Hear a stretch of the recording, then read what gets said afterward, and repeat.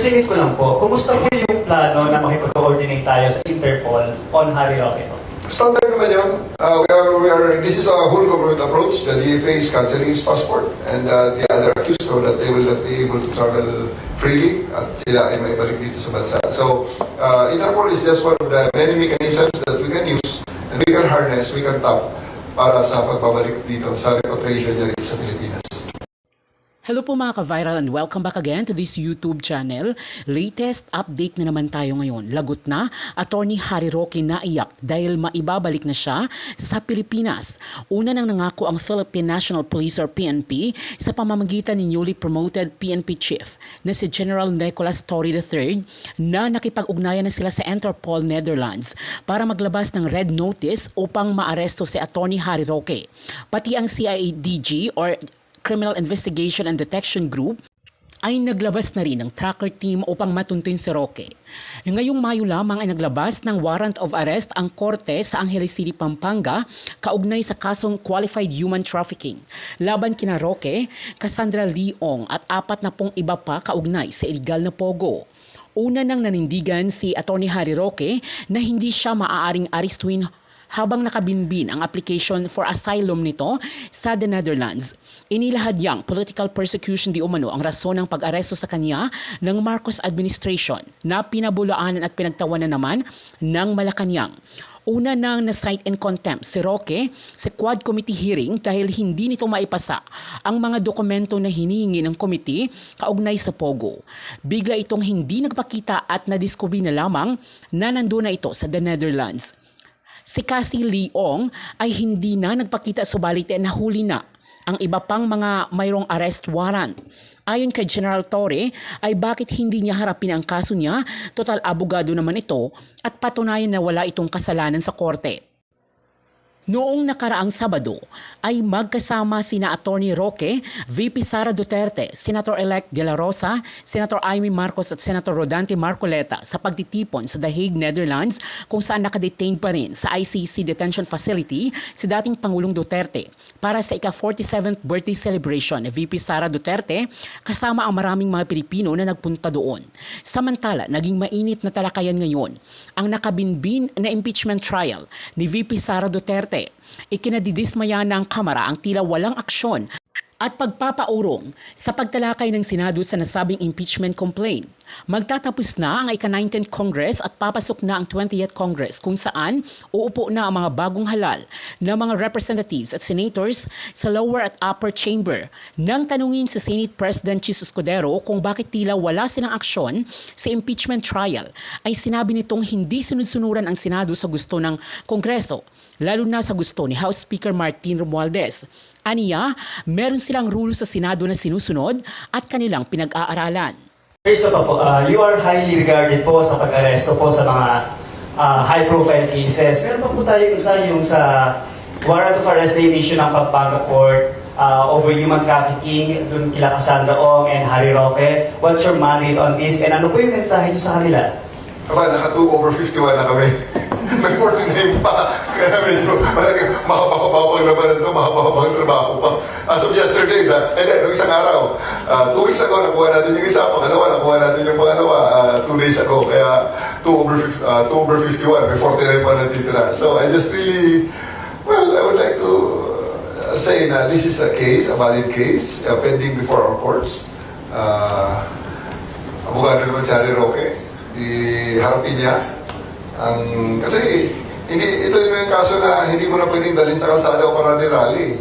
You really have to come and submit yourself to the jurisdiction of the courts and make your case and give your arguments regarding your case. So I think it is not prudent for the other accused to just surrender themselves. May 2-3 kaso kasi ito Ang iba naman is available naman So just surrender yourself to the court, come to the jurisdiction, post bail so that you can prepare for your defense. Ngayon, sa mga talagang yung nakasa human trafficking na warrant, pasensya kayo, talagang Nobel recommended yan dahil napakabigat ng kaso na yan. Hindi yan ordinary yun na parang isa o dalawa lang ang naging biktima dyan at hindi lang kung ano-anong mga kaso-kaso yan. It is a very serious problem, it is a very serious case that they have committed, and it was already established by the prosecution service that a probable cause is sufficient, so that information will be filed on them in the proper court. And the court was convinced of the information, that's why they issued the warrant of arrest. Sir, silid ko lang po, kumusta po yung plano na makipag-coordinate tayo sa Interpol on Harry Roque po? Standard naman yan.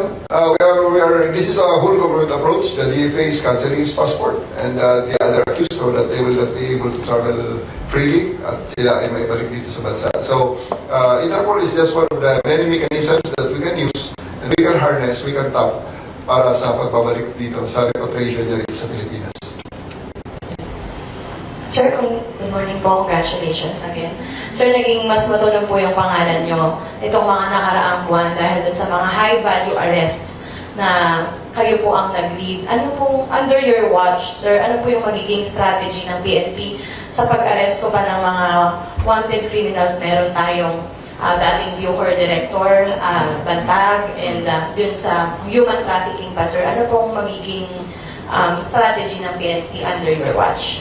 All out naman tayo dyan sa ating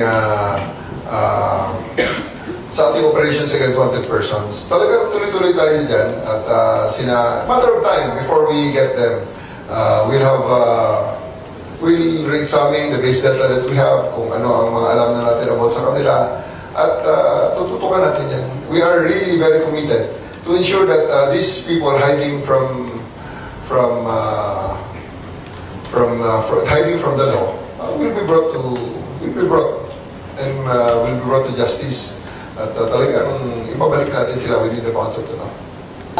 Just to add on dun sa question ni Third, regarding dun sa mga may warrants of arrest, we all know na yung ICC, apart from former President Duterte, may mga balita na meron silang mag-i-issue sila ng mga susunod pa.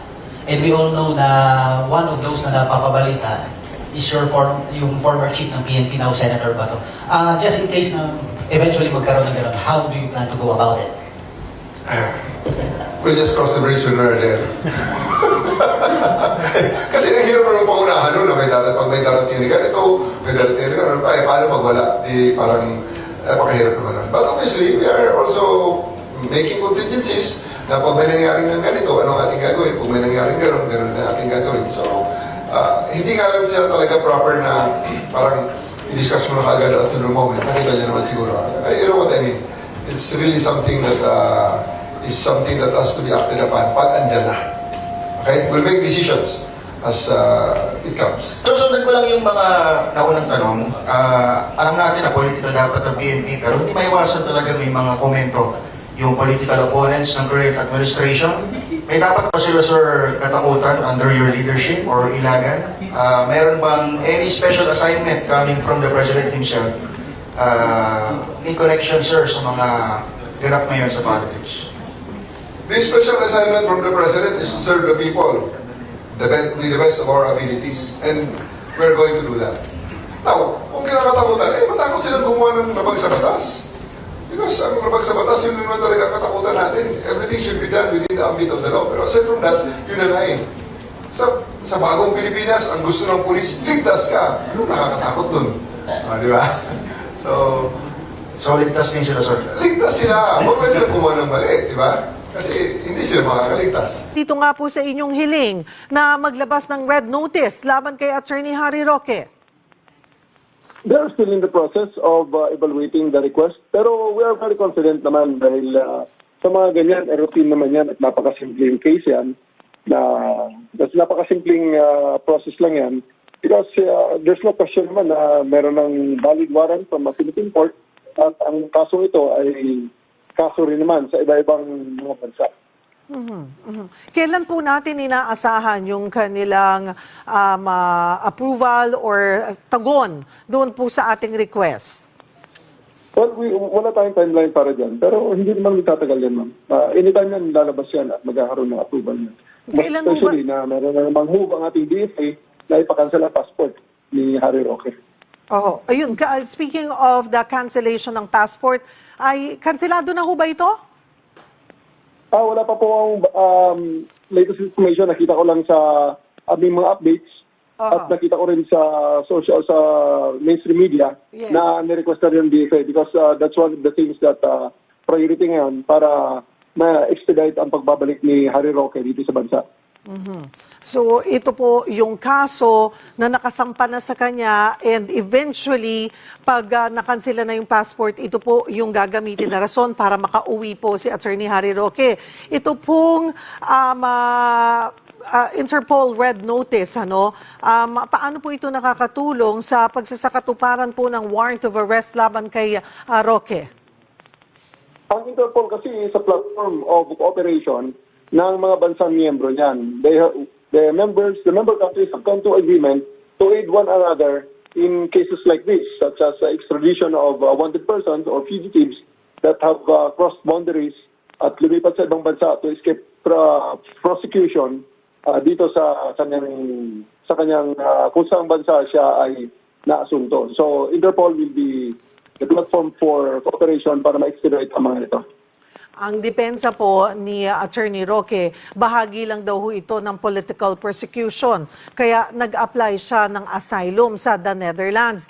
Kailangan muna bang hintayin yung decision po ng asylum application niya bago makapaglabas ng red notice? Sagutin ko na muna yung nauna kung hintayin ba ang asylum ng Netherlands. Internal machinery ng Netherlands ang mag-take niyan, pero siguro naman makikita naman ng Netherlands na itong kaso ni Roque, hindi naman ito o anong klaseng kaso, kundi talagang kitang-kita na human trafficking ito eh. And that is punishable in most parts of the world. At pagkatapos sa accusation naman, sa depensa niya, na ito ay political persecution, abay abogado siya, naiintindihan niya yan kung ano political persecution. And you know, alam naman natin ang kanyang history of spewing fake news at saka misinformation and disinformation and outright lies. Wala siyang political persecution dito sa bansa natin at hindi siya pinipersecute ng bansa natin, kundi siya ay hinahabol sa kanyang mga ginawa na may mga complainant, na-recover natin ang mga traffic persons, na mga tinutorture doon sa mga POBO at with attendant crimes na mga ginawa nila doon sa POBO operations na ngayon ay pinasarado na at in-outlaw ng ating presidente. Pero, sir, pwede po ba, General, na, okay, kung kunwari man po ay ni-recognize na po ng Interpol yung red notice, so hahanapin na nila. Kung sakali man pong mahuli nila, sa gitna po ng political asylum, yung asylum na hinihiling po ni Attorney Roque, pwede po bang hindi nila yon ibigay kung sakali sa Interpol? Hindi siya ibigay sa Interpol? Ayoko pong paunahan kung ano man ang gagawin ng Dutch government regarding kay Harry Roque, But we just would like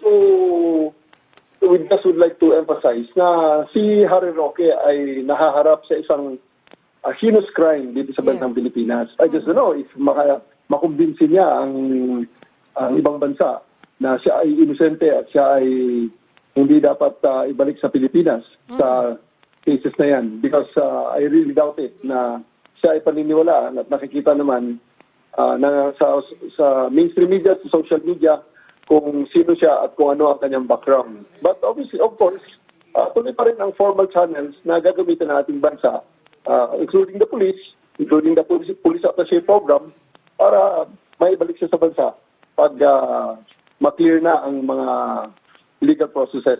Tayo naman ay gusto nating gusto nating i-emphasize na sa gobyerno po ng ating Pangulong BBM, tayo ay stricter to the rule of law. Talagang sumusunod tayo sa sistema ng batas at ating ine-exhaust ang mga legal means and the formal channels para sa mga trabahong to. At wala tayong balak na lumabas man diyan sa kung ano ang sinasaad ng batas. Sa ICC. Is this concerning for you, sir? No, I'm not concerned. Ang tanong ko lang is saan siya kumuha ng authority para makapag-transmit ng official transcript of records sa House of Representatives. Okay. Binigyan ba siya ng authority ng liderato ng House of Representatives na i-transmit yung kanilang official records sa ICC? So yan ang tanong ko. How about sa Senate, sir? Because I remember Senate President Cheese Escudero saying na isi-certify ng Blue Ribbon Committee yung transcript or kung manghingi man po yung public ng access into it. Kung manghingi o ang ICC po ng kopya, would you oppose yung pagbibigay po ng certified true copy ng transcript ng hearings po sa ICC? Well, if that is the decision of the leadership of the Senate, then I will try. I will try to ask for clarification from him. Why? Knowing that ICC has no jurisdiction over the Philippines. So I will ask him why. But if I will be overruled, then what can I do? I am only one voice in the wilderness as far as the Senate is concerned. But still, I am going to ask him why.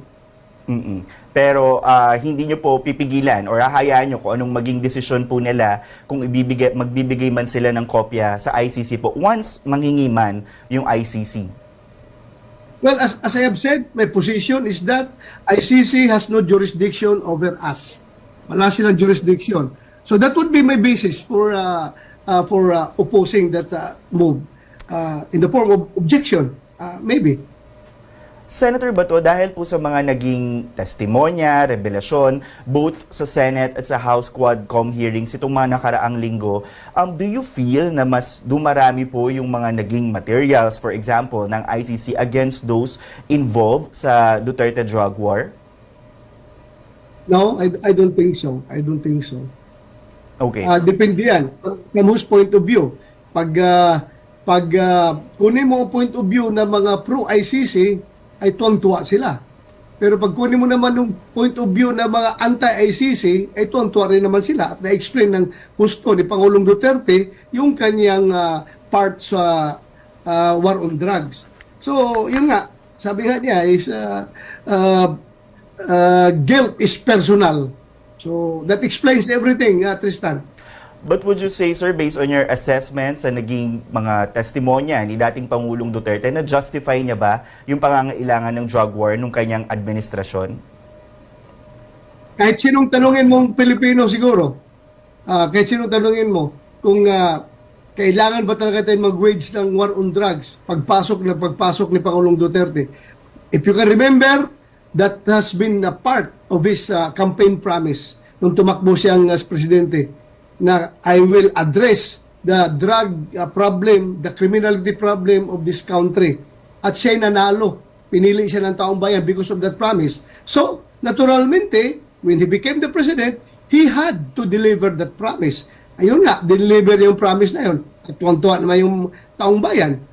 Yung kanyang approval rating ay napakataas dahil sa kanyang ginawang war on drugs. So, it explains everything. Na-justified yung kanyang pag-wage ng war on drugs. Okay, but I remember rin po na nagkaroon po kayo ng press briefing with other reporters last week wherein you said yung ibang mga sinabi niya ay posibleng maging quote incriminating. Do you stand by it? Meron po ba siya mga nasabi na incriminating, and at the same time may mga nasabi rin po ba si Pangulong Duterte na sa tingin nyo ay hindi seryoso even under oath? Yes, but meron siyang klaro-klaro yung kanyang hindi seryoso na pagsabi na yung sinabi niya na you don't need to look further. Yan. Kung sino yung member ng death squad, andyan, no? Yung senador ninyo, I am sure he was joking. Very clear. At binawi naman niya later on. At yung sinabi niya na meron daw siyang death squad na mga sibilyan, na mga mayayaman na gustong mamanatiling tahimik yung syudad ng Davao. Pero tinanong siya kung sino-sino yung tao na yun, patay na daw yung mga tao na yun. Maybe, if they want to file a case against him for what? For whatever. Pwede lang magamit yun. But again, yung sinasabi niya, guilt is personal. Okay. Senator, sabi ho ng ICC, marami silang sources na pinagkukunan ng kanilang investigasyon pagdating po sa Duterte drug war. Pero they are also following or closely following the developments sa nagaganap po sa investigasyon sa Pilipinas. Your comment po sa naging pahayag ng International Criminal Court. They can do whatever they want. Wala tayong control over them. They can do whatever they want. But the fact remains that they have no jurisdiction over the Philippines. At Pangalawa, yung sila mismo nagbabiolate sa kanilang Article number 1 ng kanilang ng Rome Statute na complementarity. Yung complementarity clause na sinasabi. Bakit hindi ba gumagana ang ating criminal justice system dito? Gumagana naman. So bakit sila makialam? We don't need their complementary effort pagdating sa investigation dahil gumagana ang ating criminal justice system dito.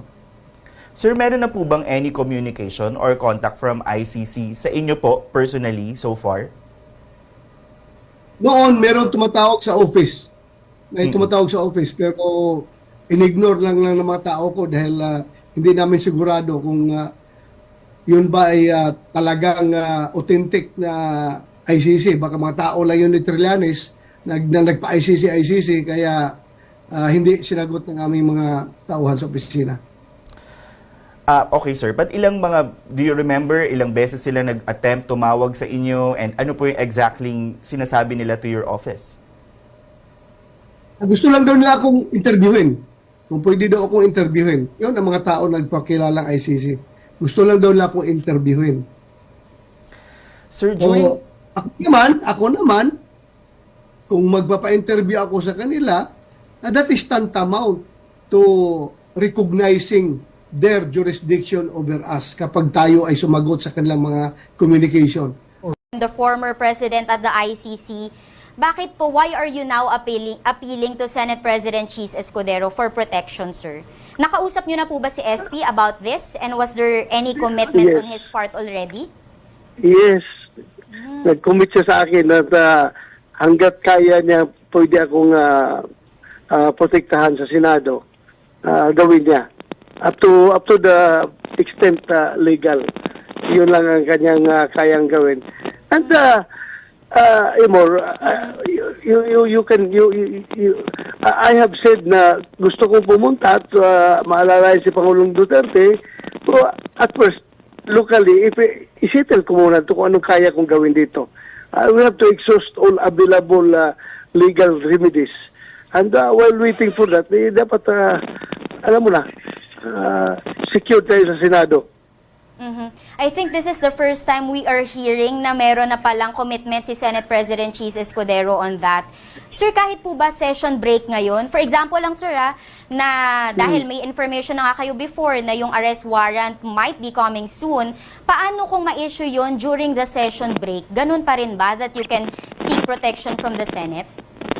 Yes, session break or session on, still Congress is in session. Yung man ang technical definition noon, hanggat hindi nag-expire yung 19th Congress, ibig sabihin, Congress is still on session. Naka-break ka lang, pero hindi pa tapos yung 19th Congress. So hindi pa nag-adjourn ang 19th Congress. So technically, 19th Congress is still on session. Sir, may we know kung ano yung words ni Senate President ni SP Cheese sa inyo? Huwag mo nang alamin. Amin na lang yung usapan. Amin na lang yun. Basta may commitment siya that you can stay, paano yun, sir? Stay within the Senate premises? Yes, I can stay within the Senate premises. And hindi pwedeng pumasok ang PNP doon. Basta nandun kayo within the Senate premises. Yes, oo. So, safe to say, sir, that if the ICC orders an arrest, you will stay there until the end of the 19th Congress? I don't have to telegraph my panses, no? Alam mo na. Atin lang. I-text ko na lang sa iyo, Imor. Huwag na lang dito sa ere. I-text ko na lang sa iyo. I understand. Off the record na yung part na yun. Yung mga planong yun. Sir, I just have to get your side on this. There are critics and netizens using you and former President Duterte's previous words against you na quote, kung wala kayong kasalanan, walang dapat ikatakot. Sir, just what's your response to this? Matagal takot. Kaya nga nandun nga si Pangulong Duterte, hinarap nga niya. So kung Kung takot pa yun, di pumunta na yun ng China, nagtatago na doon sa China, ay, hinarap naman niya. So hinaharap po ng may tapang ni former President Duterte and maging kayo. Yes. Mm-mm. Oo. Pag lumabas ang warrant yan, eh. So, anong magagawa ko kung andyan na yung warrant? Di ba?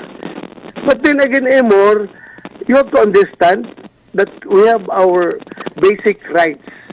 At yung mga rights natin ay gamitin natin yan para sa ating sarili. Huwag nating sayangin. It's being afforded by the Constitution. So lahat ng pwedeng remedies na pwede nating ma-avail, we will do it. Mhm. Sir, you have also said that you felt betrayed by the Marcos administration and that this government is, quote, so oppressive. Sir, ano sa tingin niyo, what do you think led the President to, as you said, not fulfill his word, yung pangako po niya sa inyo? I don't know. You better ask him. Why? You better ask him why. Bakit laban bawi siya? Bakit laban bawi siya yung statement niya? We expect a president, the chief executive of the nation, should be a man of his words. Dapat isang salita lang. Hindi yung iba yung sinasabi, iba yung ginagawa. You received intelligence information in advance that the ICC arrest warrant also included you. Sir, can you provide more details about this? And ano po yung naging reaksyon nyo nung nalaman nyo na posible kayong maaresto kasama ni dating Pangulong Duterte?